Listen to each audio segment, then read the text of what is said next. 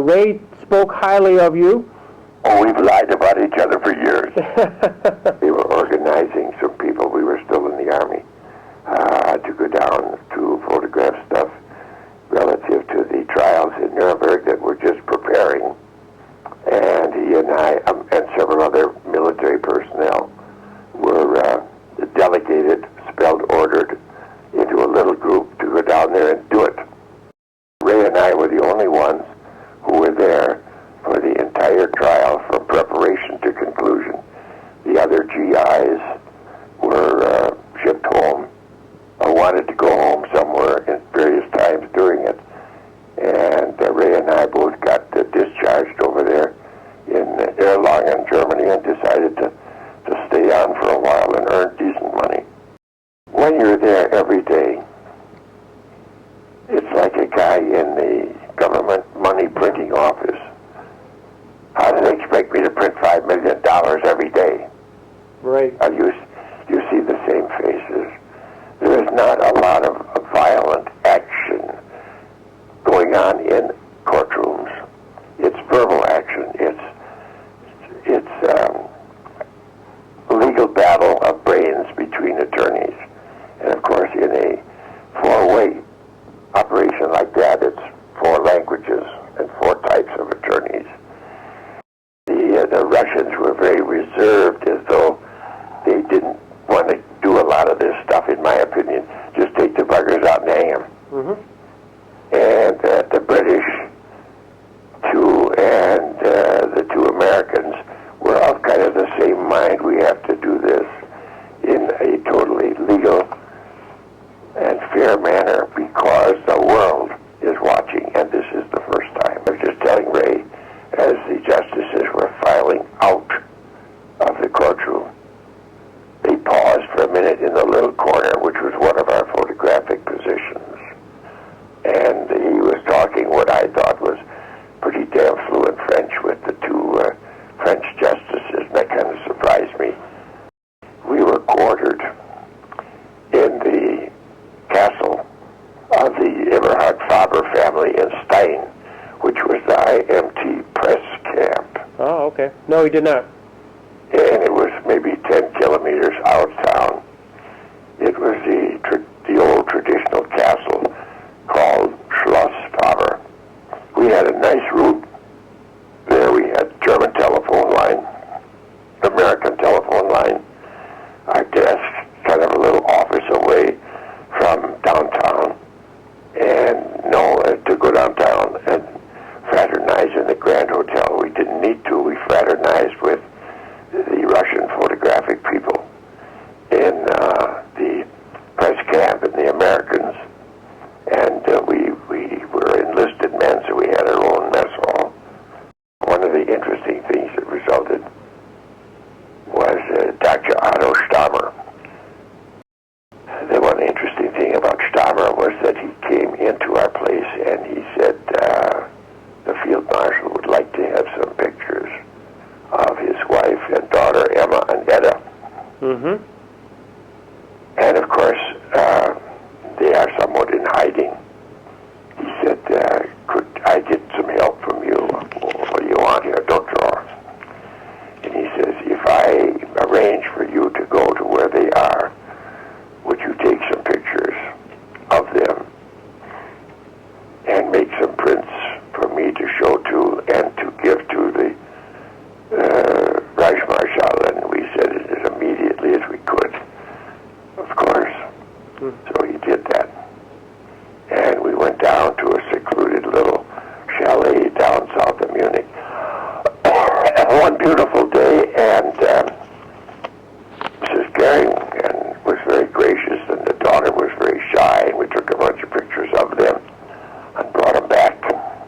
And we got a hold of Stahmer, and he came up to the office, and he looked at him, and he said, I think that the Reichsmarschall would like to have this one, and he picked out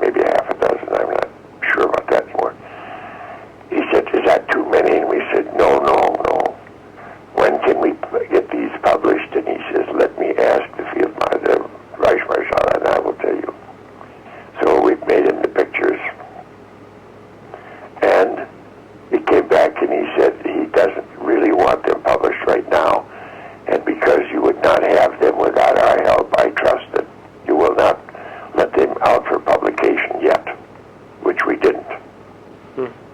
Interesting. Like the Otto Stahmer, that's why I remember him. Did they ultimately get published?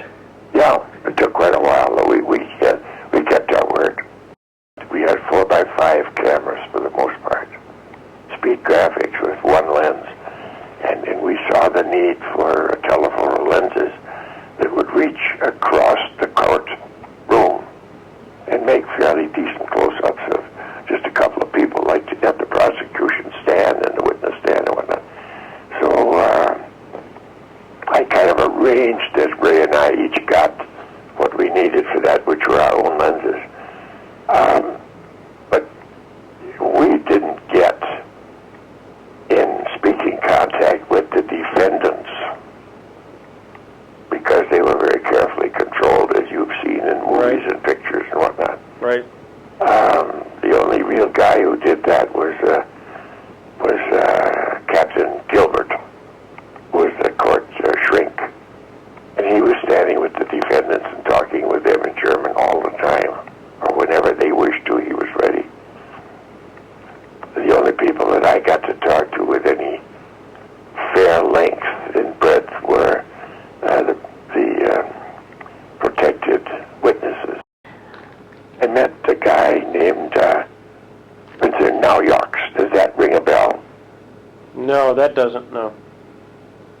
Well, he was the guy who organized the raid on the German broadcasting station, Gleiwitz. Anything happening now? Interesting.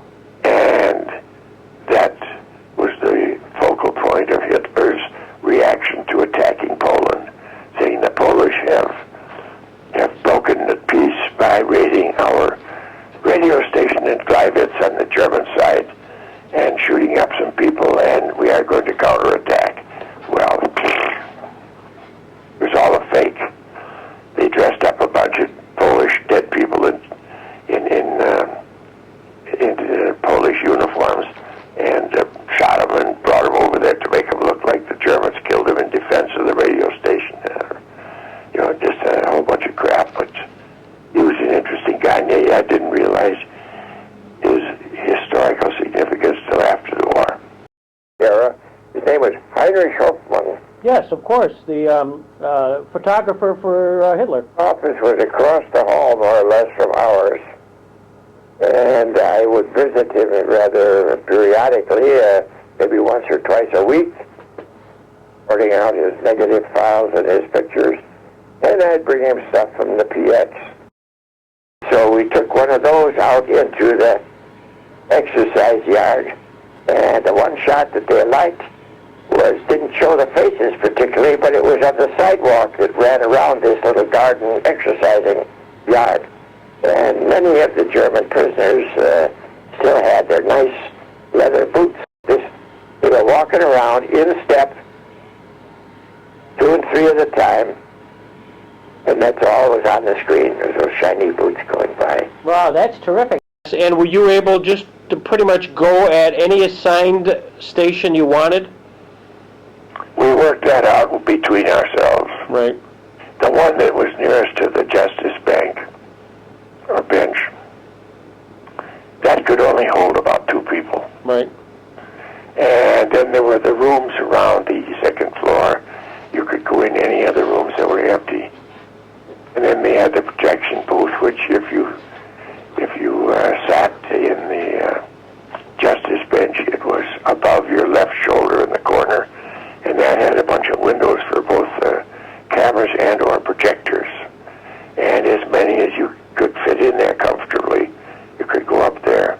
But there again, you had to have a telephoto lens, and that was not really the best place to take witness pictures because the focal length of the lenses was not really as much as you needed. We had 36 centimeter lenses, and we should have had at least 50 or 60 centimeter lenses for that purpose. Did you share photographs with the British and the French? Not really. When you listened to the final verdicts or read about the final verdicts, did you have a sense it was fair? I think that they missed one guy that in my book could have been more lightly treated, and that was Admiral Doenitz. Mm-hmm. I think he got more than he deserved. Karl Doenitz, 10 years imprisonment. I think my private opinion is that the only one who could have gotten away a little more lightly was Doenitz. Somebody once said, well, you couldn't possibly have this and that. So I have a few pictures which show Stahmer with Goering and Von Papen and Schacht and so forth. And the one that really proves I was there was when they had the press conference after those three were acquitted and, of course, told you are free to go. They immediately ushered them into the press room, which was a real Katzenjammer of correspondence from all over the world. And Schacht said, before I make any statement, I need a cigar. So several people proffered him a cigar and lit it for him. And I'm standing in a picture that was taken showing these three together. I'm standing way the hell up in the corner, putting another flashbulb in my speed graphic.